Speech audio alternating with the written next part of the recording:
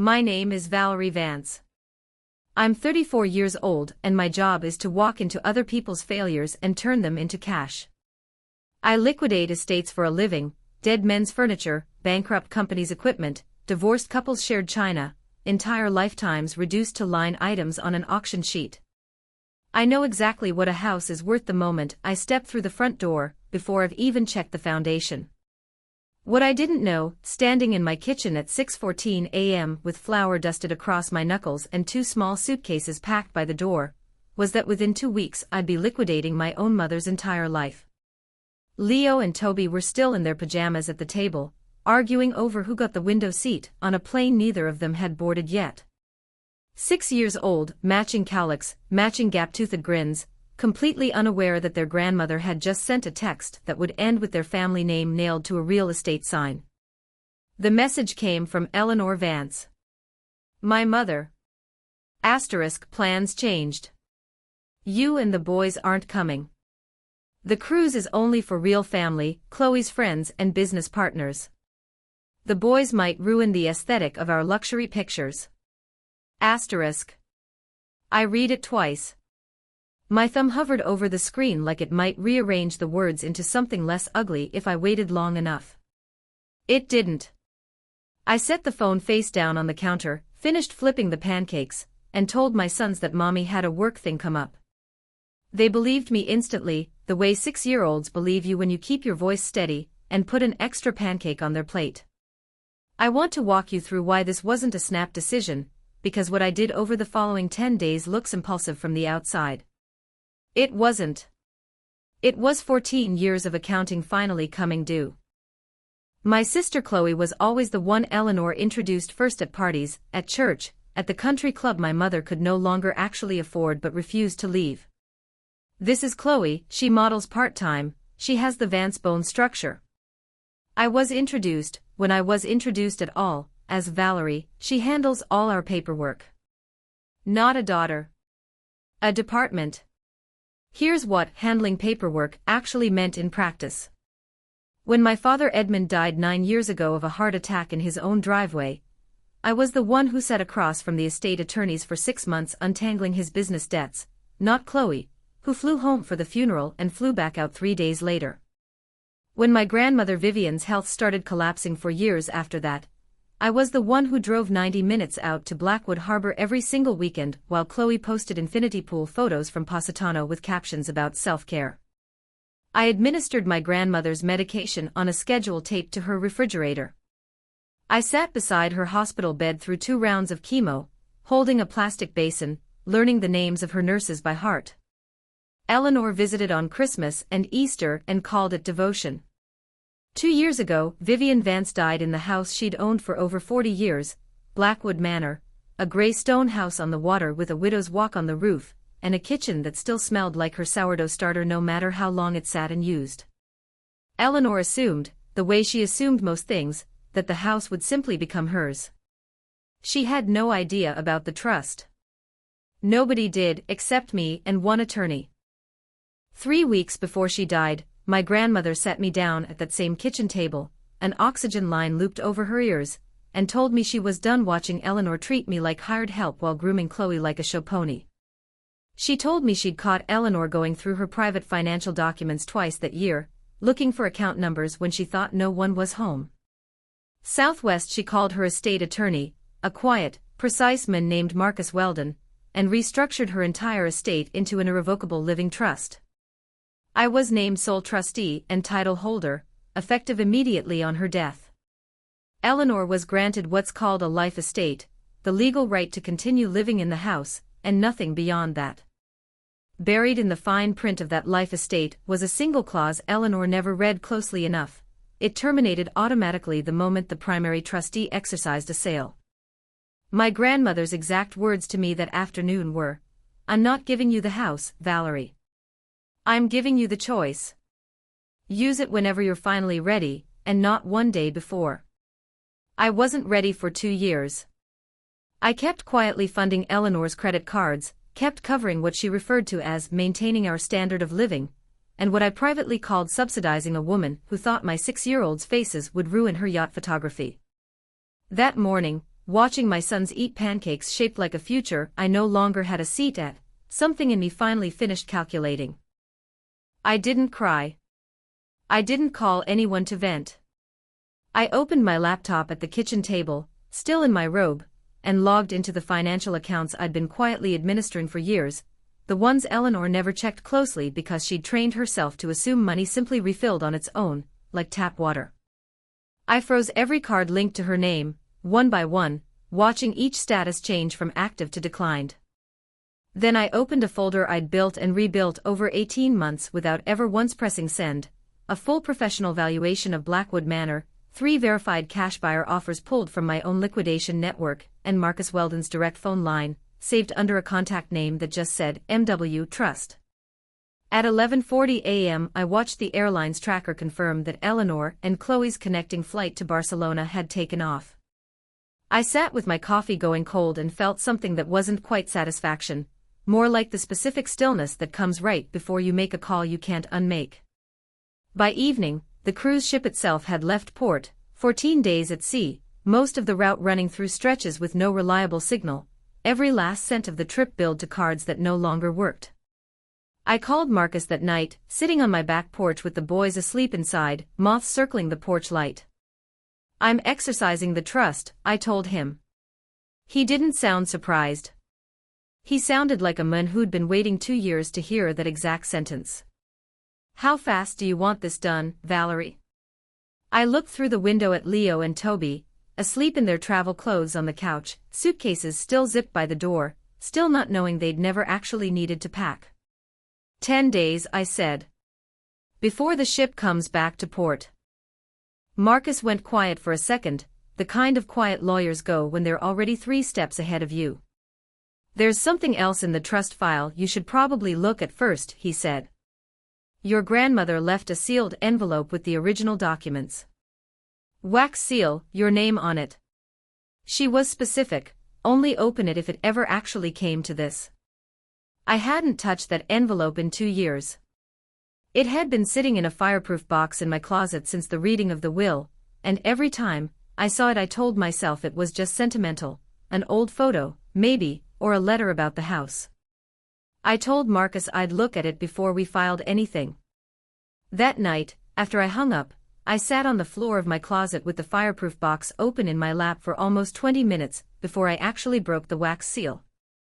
My grandmother's handwriting on the front, for Valerie, only if it comes to this, looked steadier than her handwriting usually was in those last years, like she'd written it early, long before she got sick, and set it aside for a day she already knew was coming. Inside wasn't a photo. It was a single folded lab report from a genetic testing service, dated 4 years before her death, along with a short handwritten note clipped to the front, asterisk, "I needed to know before I decided what was fair. Now you know too." I didn't understand the report at first, columns of markers and percentages I had no context for. What I understood, staring at the 2 names printed at the top, was that my grandmother hadn't sealed this away by accident. She'd sealed it because she knew exactly what it would do the day I finally opened it. What I didn't know yet, what I wouldn't fully understand until I called the lab's customer service line the next morning, and had a technician explain the numbers to me slowly, twice, was that this single piece of paper was about to end my mother's entire carefully built story the same way I was about to end her tenancy in that house. Completely. Without warning. And far worse than losing a roof over her head. The lab technician's name was Priya. She had a calm, practiced voice, the kind of voice people develop when they spend their careers delivering information that rearranges lives on the other end of the phone. "Ma'am, I want to make sure I'm reading this correctly to you," she said. This report was run as a paternity comparison. The submitted sample listed here, Chloe Vance, was tested against a reference sample listed as Edmund Vance. "Right," I said, gripping my coffee mug hard enough that my knuckles went pale. "The results show 0% probability of paternity. Edmund Vance is excluded as the biological father." I sat in my car in the parking lot outside my office for 11 minutes without turning the key. Chloe wasn't my father's daughter. My grandmother had known this for 4 years before she died and had said nothing, except in a sealed envelope she'd trusted only me to open, and only if things ever got bad enough to need it. I thought about every dinner where Eleanor had praised Chloe's Vance bone structure. Every holiday where she'd said Chloe carried our family's blood in a way I apparently didn't. My grandmother had known the entire time that the blood argument Eleanor loved so much was built on a lie Eleanor had been telling since before Chloe could walk. I called Marcus back that afternoon. "There's a second document I need to understand," I told him. "A paternity file. My grandmother had it done privately for years before she passed." Marcus was quiet for a moment. "Vivian mentioned something like this to me once in passing, when we drew up the trust. She didn't want it referenced directly in the estate documents. She said it was, in her words, a card to be played only if the family made her play it. She didn't want it used out of spite. Only out of necessity." "What does it mean legally?" "For the trust, for the cash portion of the estate. There's a secondary distribution clause tied to Vivian's remaining liquid assets, the cash legacy, separate from the house. It requires any beneficiary claiming a share as a direct descendant of Edmund Vance to submit to a DNA verification if requested by the trustee." "That's you." He paused. "If Chloe can't verify as Edmund's biological child, she's excluded from that portion entirely, and it redistributes solely to verified descendants." "Meaning me." "I want to be honest with you about what I felt in that moment, because this is where a story like this could turn into something ugly and vindictive if I let it, and I promised myself I wouldn't. I didn't feel joy. I felt something closer to exhaustion, the specific tiredness of finally understanding a math problem you'd been failing your whole life, and realizing the answer had been sitting in a drawer the entire time. I didn't tell Marcus to use the report yet. I told him to hold it quietly in the file. I still had a house to sell, and I wanted to do things in order. 2 days after the ship left port, my buyer's inspector walked through Blackwood Manor with a clipboard while I stood in the kitchen where my grandmother used to make her bread, running my hand along the counter one last time. The house was in better condition than most properties I liquidate. Vivian had kept it immaculate, and my buyer, a retired orthopedic surgeon named Harold Denby who wanted a quiet coastal property for his wife's retirement, didn't blink at the asking price. Cash offer, no contingencies, 30-day close waived down to an expedited 14. I'd built my entire career on knowing which buyers move fast, and Harold moved faster than almost anyone I'd worked with. By day 6, the papers were signed. Title transferred cleanly, exactly the way Marcus had structured it 2 years earlier. The moment my signature hit that final page, Eleanor's life estate terminated by operation of the trust's own language. She didn't know it yet. She was somewhere in the Adriatic, most likely posting a photo of a sunset with a caption about gratitude. By day 8, Harold's moving crew had already begun staging the property for his wife's furniture.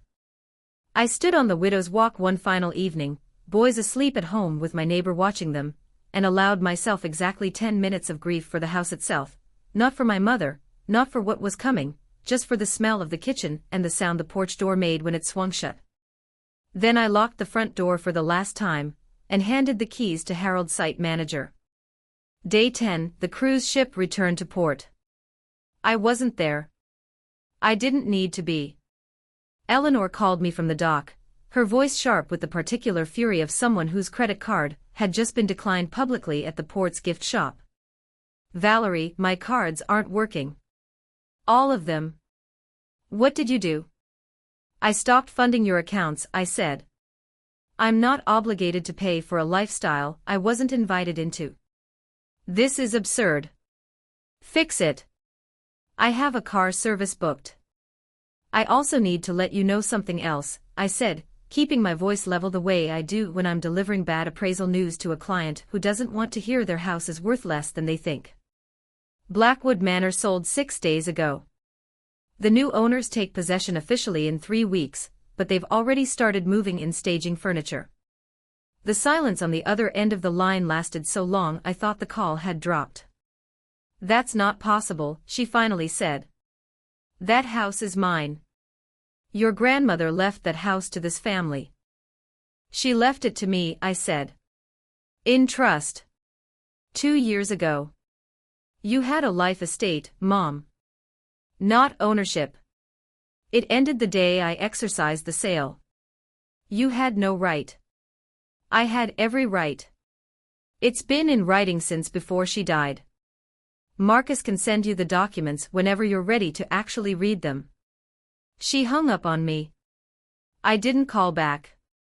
What I didn't tell her yet, what I was saving, the way you save the heaviest tool in a renovation for the wall that actually needs to come down, was the second envelope, and what it meant for the cash legacy still sitting untouched in the estate, and for the daughter she'd spent 25 years insisting carried the Vance blood. 3 days later, standing in her rented condo with boxes still half unpacked from a home she no longer had, Eleanor called a family meeting. She invited cousins and aunt, even Julian Sterling, my late father's old business partner, a man who'd been present at every major family event for as long as I could remember, always slightly too attentive, always slightly too close to Eleanor at gatherings where my father wasn't watching closely. I decided it was time to go to that meeting. Not to explain myself. To finish what my grandmother had started and never got the chance to say out loud herself. I brought the folder. I brought Marcus's number saved on speed dial. And for the first time in 14 years, I walked into a room with my mother and sister already knowing something they didn't, something that was about to cost my mother far more than a house on the water ever could. Eleanor's rented condo smelled like new carpet and cardboard. Half-unpacked boxes lined the hallway, each one labeled in Chloe's handwriting, kitchen, living room, mom's room, like they were still pretending this was a temporary inconvenience, and not the new shape of their lives. I counted 8 people in the living room when I arrived. My Aunt Deborah, Eleanor's younger sister, sitting stiff on the edge of a folding chair like she didn't trust the furniture yet. 2 cousins I hadn't seen since my father's funeral. Chloe, arms crossed, positioned next to a man I recognized instantly even though I hadn't seen him in almost a decade. Julian Sterling looked older than I remembered, silver at the temples now, but he still had that same quality I noticed as a teenager without having language for it, the way he stood a half-step closer to my mother than a family friend usually stands, the way his eyes moved to her first whenever something tense happened in a room. Eleanor didn't offer me a seat. She stood by the window with her arms folded, and the moment I stepped inside, she started talking like she'd rehearsed it during the flight home. I want everyone here to understand what my daughter did, she said, gesturing at me without looking at me. While I was on a family trip, celebrating with people who actually value this family, Valerie went behind my back and sold my mother's house. A house I have lived in my entire adult life. A house that was supposed to stay in this family. It did stay in the family, I said. It stayed with me. That was Grandma's decision, not mine. Your grandmother would never.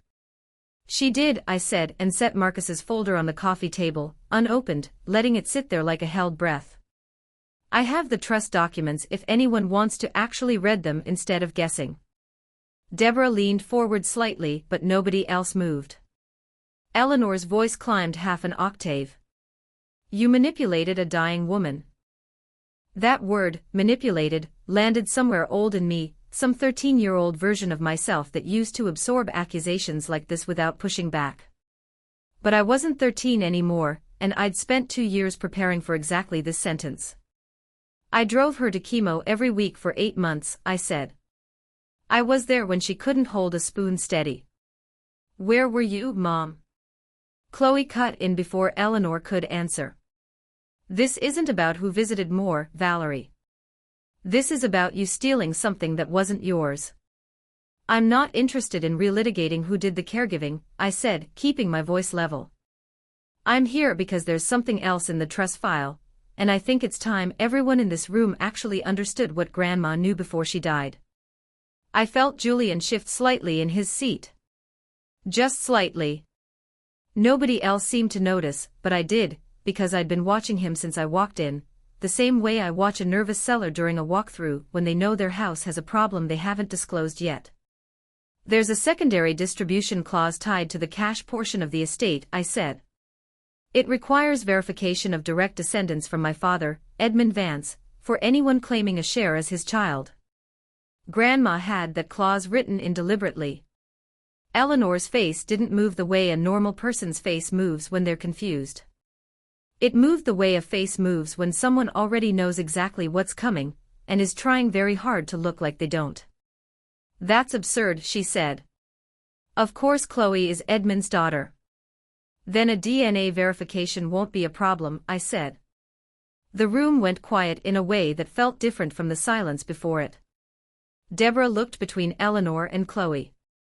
One of the cousins actually put down her phone. Julian Sterling looked at the floor. "Why would you even suggest something so disgusting?" Chloe said, but her voice had lost its certainty halfway through the sentence, like she'd heard something in the room shift before she understood why. I didn't answer her directly. I looked at my mother instead, because this was never really about Chloe. It was about the 25 years Eleanor had spent building a hierarchy in our family based on blood, using it to decide who got called real family, and who got left off a cruise ship guest list, all while knowing, maybe not with lab-confirmed certainty, but knowing in the way mothers know, that the entire hierarchy was built on a lie only she and possibly Julian Sterling were in on. "Grandma had a paternity test run for years before she died," I said quietly.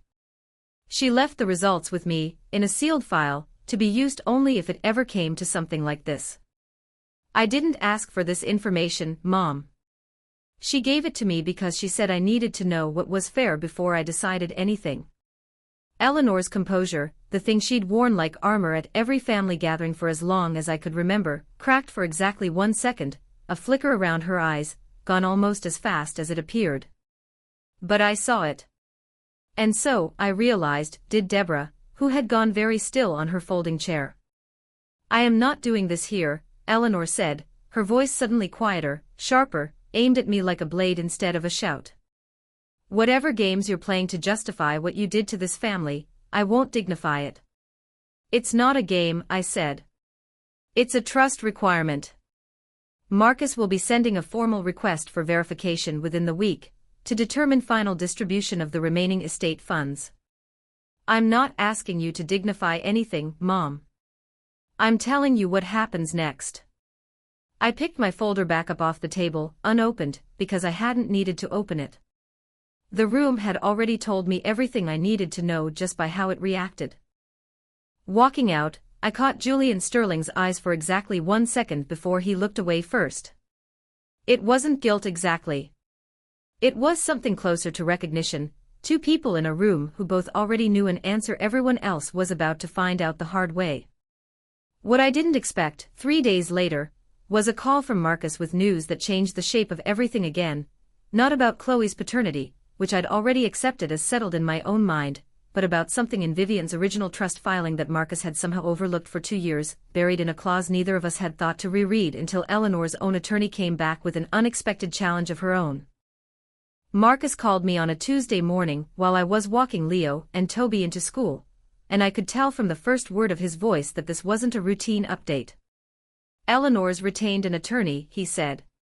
"A man named Preston Cole, out of the city. He filed a formal challenge to the trust yesterday afternoon." I stood in the school parking lot, keys still in my hand. "Challenging what, exactly?" "The sale's already closed." "Not the sale. The instrument itself. He's arguing undue influence, that Vivian wasn't of sound mind when she restructured the trust 3 weeks before her death, and that you, as her granddaughter and primary caregiver, exerted influence over a woman who was medicated, isolated, and vulnerable. It's a strange thing, hearing your entire relationship with someone you loved reframed as a crime scene. I'd spent 8 months driving Vivian to chemotherapy, and now a stranger I'd never met was preparing to argue in a filing that those visits were the mechanism of a manipulation. "Is there anything to it?" I asked because I needed to hear Marcus say no. "Legally? Very little. Vivian's physician documented her cognitive status at every visit in her final year, and there's a contemporaneous competency evaluation on file from the week the trust was signed, standard practice for estates of this size. Preston Cole knows this. I think this filing isn't really about winning. I think it's about buying time and pressure. It freezes the cash distribution while it's pending. Meaning Chloe's verification gets delayed. Meaning everything gets delayed, Marcus said. Which, frankly, tells me something. If Eleanor genuinely believed the paternity issue was nothing, she wouldn't need to stall it. She'd let the test happen and move on. I thought about that in the parking lot after I hung up, watching other parents walk their kids toward the same doors mine had just disappeared behind. Eleanor wasn't fighting for the house anymore, that battle was already lost, sealed shut the day the papers transferred. She was fighting to keep Chloe's status intact for as long as possible, which meant she wasn't as certain of her own story as she'd sounded in that living room 3 days earlier.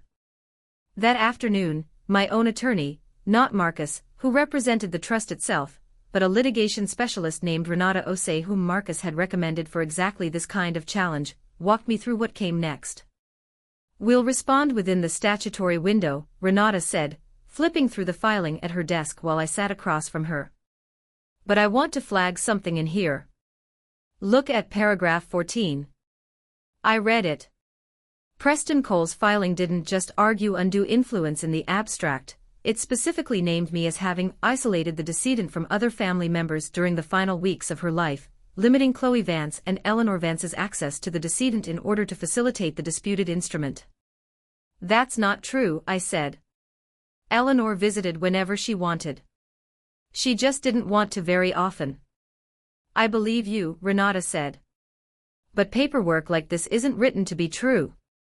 It's written to create a narrative a judge might find plausible enough to slow things down. Do you have anything that contradicts it directly? Visitor logs, texts, anything showing Eleanor's actual visitation pattern during those final months?" I did. I'd kept nearly everything: hospital visitor sign-in records I'd photographed out of habit, a group text thread with hospice staff about medication schedules that Eleanor had been looped into and largely ignored, even a voicemail Eleanor had left me 2 months before Vivian died, complaining that hospice visits were depressing, and asking if I could handle that side of things, so she didn't have to. Renata's expression shifted slightly when I mentioned the voicemail. "Do you still have that?" "I never delete voicemails from that period. I don't know why. I think some part of me knew I'd need them eventually." "Send me that today," she said. "That single voicemail does more work than anything else you've described. It doesn't just fail to support their isolation narrative, it actively undermines it. It shows Eleanor voluntarily reducing her own involvement and characterizing hospice caregiving as something to be avoided. That's not the voice of a woman being locked out. That's the voice of a woman opting out." I left Renata's office that evening with a strange, unfamiliar feeling settling into my chest. Not vindication exactly. Something quieter, the sense that the version of events I'd been carrying alone for 2 years, the one nobody in my family had ever bothered to ask me about, was finally about to exist somewhere outside my own memory, documented and undeniable. 3 days after Renata filed our response, Preston Cole withdrew the undue influence claim entirely. No explanation, no negotiation, just a one-line notice of withdrawal that Marcus forwarded to me with a single line of his own. Asterisk, he read the voicemail transcript. "Didn't want a judge to hear it too." Asterisk. I thought that would be the end of it. I was wrong. Because 2 days after the challenge was withdrawn, Chloe called me directly for the first time since the family meeting, not Eleanor, not through an attorney, but Chloe herself, her voice smaller than I'd ever heard it. "I did the test," she said. "Preston had me do it privately, before the estate could request it officially. He said it was better to know first." A long pause. "Valerie, I need you to tell me the truth about something, because I don't think Mom ever will." What she asked me next wasn't about the estate at all. It was a question I didn't have the full answer to yet, one that sent me back into Vivian's old files that same night, searching for a second document I hadn't known to look for until Chloe said Julian Sterling's name out loud, in a tone I'd never heard her use about him before. "Was Dad ever tested too?" Chloe asked. "Not for me. For himself." "Did Grandma ever look into whether Mom and Julian—" She didn't finish the sentence. She didn't have to. I sat down slowly at my kitchen table, the same table where I'd read Eleanor's text 6 weeks earlier, and realized I'd never actually asked myself that question directly. I'd been so focused on the paternity result itself, the fact of it, the legal weight of it, that I hadn't stopped to consider what my grandmother might have suspected before she ever ordered that test. Vivian didn't do anything without a reason. She hadn't tested Chloe on a whim. I don't know, I told Chloe honestly. But I think Grandma might have. Give me a day. That night, after the boys were asleep, I went back into the fireproof box I'd pulled the sealed envelope from weeks earlier. I'd been so consumed by the paternity report itself that I'd barely glanced at the rest of the file: old photographs, a few handwritten letters, a manila folder I'd assumed was just supplementary trust paperwork. I opened the folder properly this time. Inside were 3 things I hadn't looked at closely before. A printed email chain, dated almost 26 years earlier, between my grandmother and a private investigator named Rosalind Katz. A photograph, slightly yellowed, of Eleanor and Julian Sterling standing close together, at what looked like a company holiday party, my father nowhere in the frame. And a handwritten note in Vivian's script, tucked behind both, *, Edmund suspected nothing. I did. I was right, and I said nothing for his sake while he was alive. I couldn't protect him from the truth then. I can at least make sure the truth protects his real children now. His real children. Plural. Meaning me, and meaning that Vivian had, at some point, considered the possibility that I might not be the only one. I called Rosalind Katz's old investigation firm the next morning, more out of instinct than expectation, assuming a business from a quarter-century ago would be long closed. It wasn't. It had changed names twice and downsized to 2 employees, but Rosalind herself still ran it, now in her 70s, sharp as ever on the phone once I explained who I was and what I'd found. I remember that file, she said, without hesitation, like she'd been waiting 26 years for someone to finally ask. Vivian hired me the year Chloe was born. She suspected an affair between Eleanor and a business associate, Julian Sterling, yes, going back at least a year before that. I confirmed the affair. I couldn't confirm paternity at the time. That wasn't something I could test without a sample, and Vivian didn't want to expose the family to that kind of scandal while Edmund was alive. She asked me to document everything and hold on to it instead. Why didn't she just tell my father? Rosalind was quiet for a moment. From what I understood, she believed the truth would destroy him faster than the silence would. Edmund had a heart condition even then. Vivian made a choice to protect her son's remaining years instead of his pride. She told me once it was the hardest decision she ever made, and that she hoped she'd have the chance to make it right eventually, for whoever it ended up hurting later. I thanked Rosalind and hung up, sitting with a version of my grandmother I hadn't fully known before, not just a woman protecting me from Eleanor's favoritism, but a woman who'd spent 26 years quietly carrying evidence of a betrayal she chose not to detonate until she was certain it needed to be. I called Chloe back that evening. I didn't soften it, because I'd promised myself I wouldn't lie to her the way our mother had for 25 years. Grandma had it investigated back when you were born, I told her. There was an affair. Confirmed, not just suspected. Julian Sterling. Dad never knew. The silence on Chloe's end lasted so long I checked to see if the call had dropped. I need to see everything you have, she finally said. All of it. And Valerie, I think I want to be there when Mom finds out I know. I hadn't expected that. I'd expected Chloe to retreat, to side with Eleanor the way she always had at every family gathering, at every holiday, at every moment I'd needed someone in that house to see me instead of just seeing my usefulness. Instead, for the first time in either of our lives, my sister was asking to stand next to me in a room instead of across from me.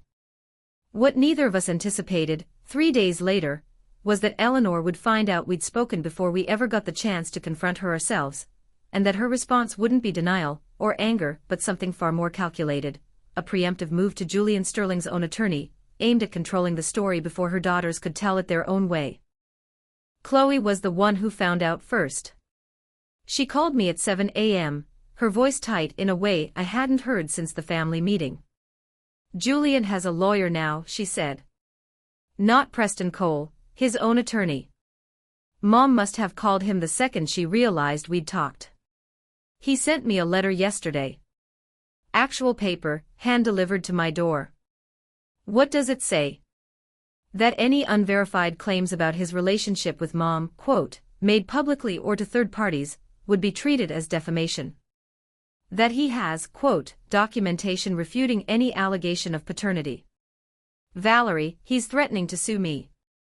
His own, whatever I am to him, over asking questions about my own DNA. I felt something cold settle into my stomach, the particular chill of watching someone confirm their own guilt by how hard they work to prevent a conversation. Innocent people don't send cease and desist letters over a family member asking honest questions in private. They call and ask what's going on. Send me the letter, I said. And don't respond to it. Not a word, not a text, nothing. Let Renata see it first. Renata Osei read the letter twice when I brought it to her office that afternoon, then set it down with the particular calm of someone who has seen this exact move 100 times before. This isn't a defamation threat, she said. This is a scare tactic aimed at a 29-year-old woman who just found out her whole identity might be a lie, hoping she backs off before the actual legal process, the trust verification request, ever gets to him directly. He's not worried about being sued. He's worried about being confirmed. Can he actually block the DNA verification? No. The trust only requires Chloe's verification against Edmund, not Julian's cooperation. Chloe can test independently, which she's already done privately through Preston Cole. Julian's letter is theater. But theater aimed at someone vulnerable can still work, if she doesn't have someone telling her clearly that it's empty. I called Chloe that night and told her exactly that. I could hear something in her exhale that sounded almost like relief, like she'd been bracing for me to tell her the opposite. There's something else, she said. I looked at old photos last night, from before I was born. There's an anniversary album Mom kept, dated the year before I was born. Julian's in 6 different photos. He's barely in any from the years before that, and barely in any from after Dad found out about anything. She stopped herself. Dad never found out, did he? That's the whole point. No, I said quietly. He never knew. So he spent his whole life thinking I was his. Loving me as his. He did love you as his, I said, and meant it. That part was real, Chloe, whatever else wasn't. She was quiet for a long moment. I want to send the verified results to Marcus. Officially. I don't want this hanging over the estate anymore, and I don't want to spend one more day protecting a secret that was never mine to protect in the first place. 2 days later, Marcus received the formal, notarized verification. Chloe was excluded as Edmund Vance's biological daughter, confirmed independently through Preston Cole's retained lab, consistent with Vivian's original private test 4 years earlier. Under the trust's secondary distribution clause, the remaining cash legacy, just over $600,000, the bulk of Vivian's liquid estate outside the property itself, would redistribute entirely to verified descendants of Edmund Vance. Meaning me. Solely. I want to be honest about the moment I read that confirmation email from Marcus, because it wasn't the triumphant feeling you might expect from a story like this. It was heavier than that. I thought about my father in his driveway, 9 years gone, having spent the last 2 decades of his life loving a daughter who wasn't biologically his without ever getting the choice to know, and a wife who let him die without knowing either. Eleanor found out about the redistribution the same day, through Preston Cole, who I imagine delivered the news considerably less gently than Marcus had delivered it to me. She called me 40 minutes later, and for the first time in 6 weeks, her voice didn't sound sharp or performative. It sounded hollowed out. You've taken everything, she said. The house. The money. My daughter doesn't even feel like mine to claim anymore because of what you dug up. I didn't dig anything up, Mom, I said. Grandma already knew. She knew for years. I just finally read what she left me. You could have buried it. You could have let it stay buried, the way I did. You buried it to protect yourself, I said. Grandma buried it to protect Dad. Those aren't the same thing, and I think you know that. She didn't have a response to that. For the first time since the text message that started all of this, my mother simply hung up without another word. No accusation, no performance, nothing left to perform with.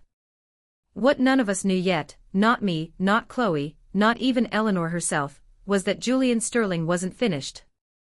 2 weeks later, his attorney would file something that had nothing to do with defamation at all, a claim asserting his own financial stake in the very estate Eleanor had just lost everything defending, built on a business arrangement with my father that predated my birth, and buried just as deep as everything else in that family's carefully kept silence. The filing came from a firm I didn't recognize, delivered to Marcus's office on a Thursday morning 3 weeks after Chloe's verification went through. Marcus called me before I'd even had coffee. Julian Sterling is asserting a financial interest in your grandmother's estate, he said. Not through Eleanor. Independently, through a business claim tied to your father. I sat down at the kitchen table, the boys' cereal bowls still out from breakfast.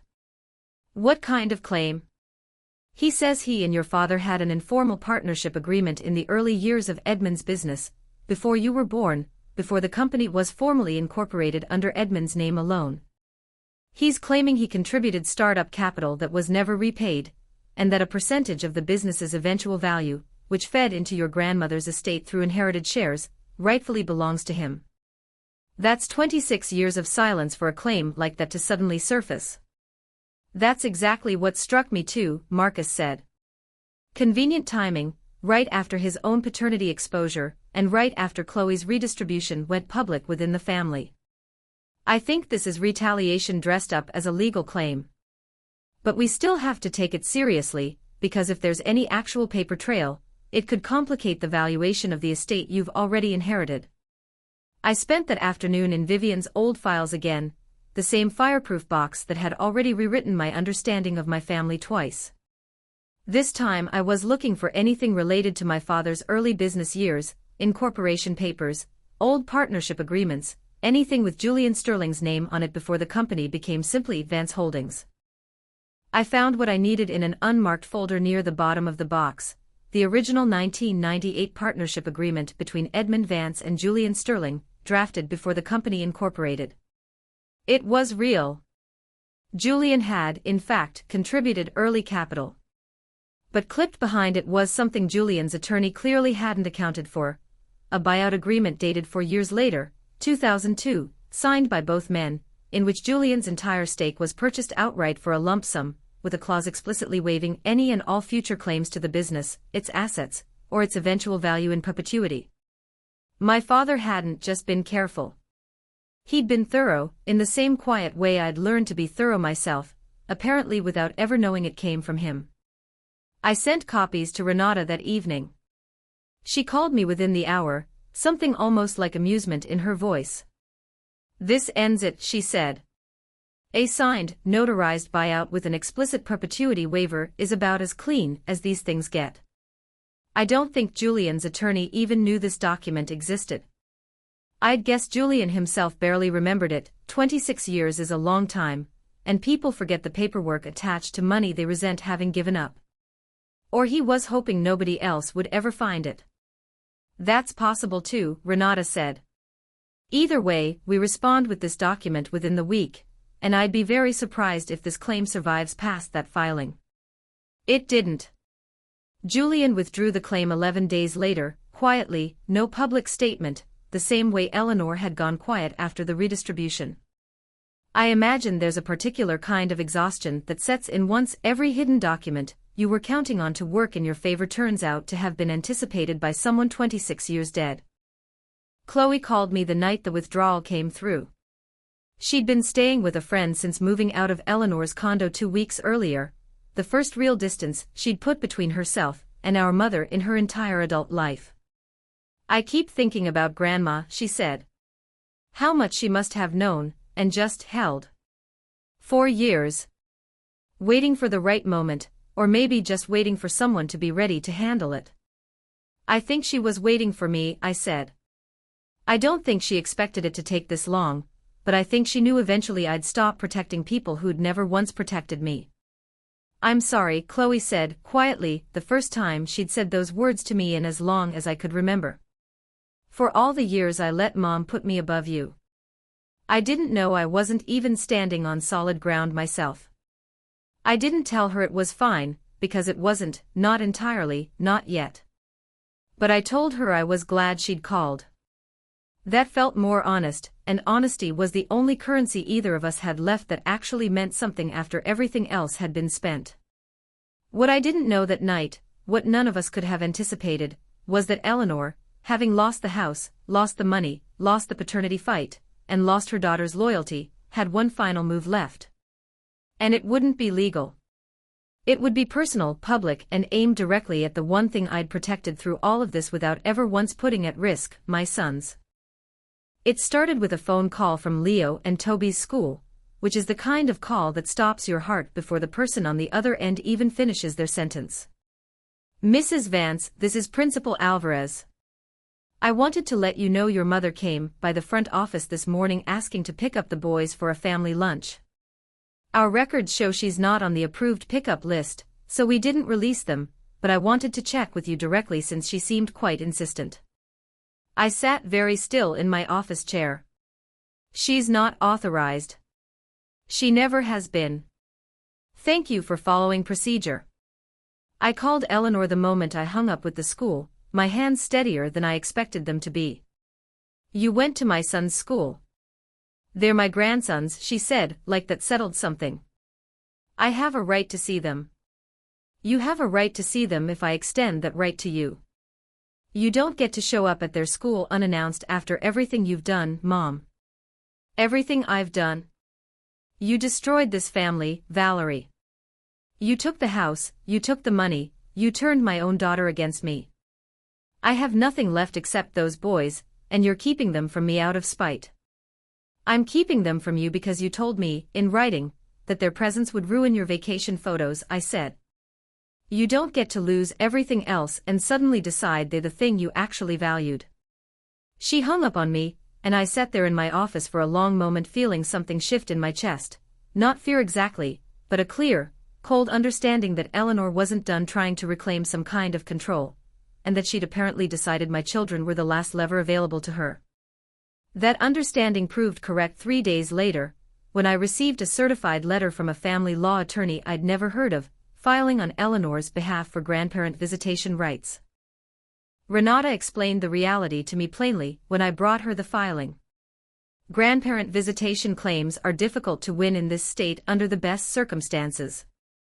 Courts generally defer heavily to a fit parent's judgment about who has access to their children.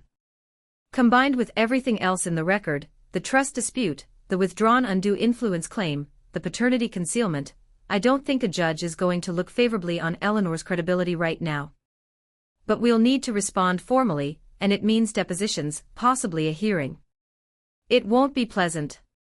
None of this has been pleasant, I said. The hearing took place 7 weeks later, in a small courtroom that smelled like old carpet and coffee. Eleanor sat with her new attorney, thinner than I remembered, dressed in the kind of understated outfit clearly chosen to read as sympathetic rather than the label-heavy wardrobe she usually wore. I sat with Renata, my hands folded in my lap, watching my mother attempt to present herself as a woman who'd simply been shut out of her grandsons' lives by a vindictive daughter. It didn't take long for that narrative to fall apart under questioning. Renata walked the judge through the timeline patiently, the text excluding the boys from the cruise, the frozen accounts that followed a decision Eleanor herself had made, the withdrawn undue influence claim, Julian's withdrawn business claim, Chloe's independent testimony, submitted in writing, describing a lifetime of being used as a tool to diminish her sister. By the time Renata finished, even Eleanor's own attorney looked like a man reading a hand he already knew wasn't strong enough to play. The judge denied the visitation petition. Not narrowly, decisively, with a comment in her ruling that Eleanor's own conduct, as documented across multiple independent proceedings, demonstrated a pattern inconsistent with the kind of relationship courts typically protect through grandparent visitation statutes. I didn't feel triumphant walking out of that courtroom. I felt tired, the particular exhaustion of someone who has spent months proving, over and over, in front of strangers, that she deserved the life she'd already quietly built for herself long before any of this started. Chloe was waiting outside the courthouse, which surprised me. She hadn't been required to be there. "I wanted to be here," she said. "For you, not for the case." We stood on the courthouse steps together, two sisters who'd spent 30 years being taught to measure themselves against each other, finally standing on the same side of something for the first time either of us could remember.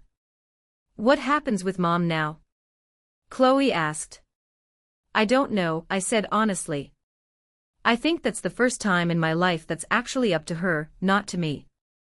I picked Leo and Toby up from school that afternoon like I did every day, and neither of them ever fully understood what had almost happened, or what it had taken to make sure it never would. That, more than the house, more than the money, more than anything else Vivian had left behind in that fireproof box, felt like the inheritance that actually mattered, the ability to close a door behind my sons that none of them would ever have to open again. I didn't hear from Eleanor for almost 4 months after the courtroom. No calls, no texts, no attempts through Chloe.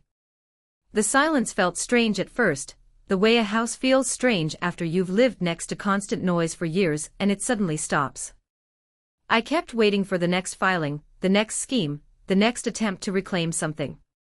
It never came. Chloe told me later that Eleanor had moved twice since the condo, first into a smaller rental across town, then into a 1-bedroom apartment above a dry cleaner's, the kind of place she would have once described as beneath us without a hint of irony. She'd taken a job doing administrative work at a real estate office, the same industry that had once made her rich through a marriage and a mother-in-law's estate she'd never actually earned any claim to. I got one letter from her, eventually. Actual paper, handwritten, no return address. I almost didn't open it. It wasn't an apology, not really. Eleanor wasn't built for those, not the clean kind you see in movies. It was closer to an accounting of her own.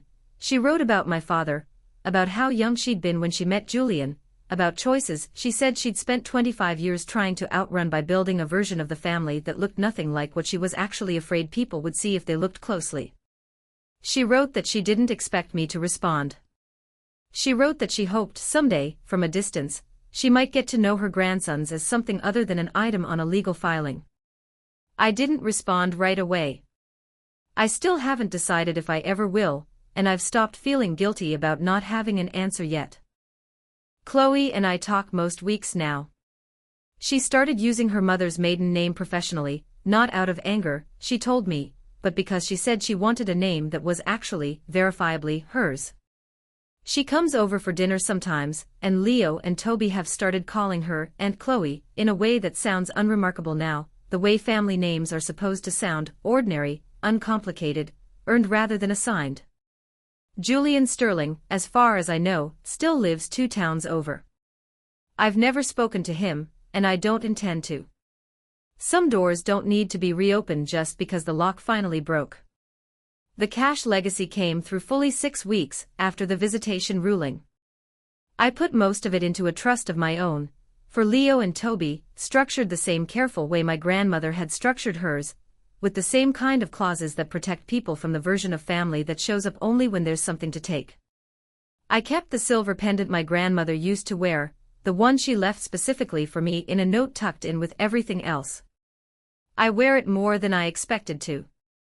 I sold my liquidation business. 6 months of hard work eventually turned into something new, a smaller, private consulting practice, mostly helping other families navigate exactly the kind of estate disputes I'd lived through myself. Renata refers me clients sometimes. There's a strange, quiet satisfaction in sitting across from someone mid-crisis and telling them, honestly, that it's possible to come out the other side of this with more than you walked in with, because I know that from the inside now. I think about my grandmother constantly, more than I expected to. Not sadly, gratefully. She spent the last years of her life quietly building an insurance policy for a granddaughter she never once treated like a department to manage. She left me a house I sold, a fortune I never expected, and a set of documents that finally told a true story about a family that had spent decades telling a false one. But if I'm honest, the thing she actually gave me wasn't the house, or the money, or even the truth about Chloe. It was permission, the specific, hard-won permission to stop being the useful one, the invisible one, the one who handles the paperwork while someone else gets called the real family. She gave me the choice, exactly like she said she would, and she trusted me to use it whenever I was finally ready. I was ready the morning I read a text telling my sons they'd ruined someone's vacation photos. I don't regret a single day since.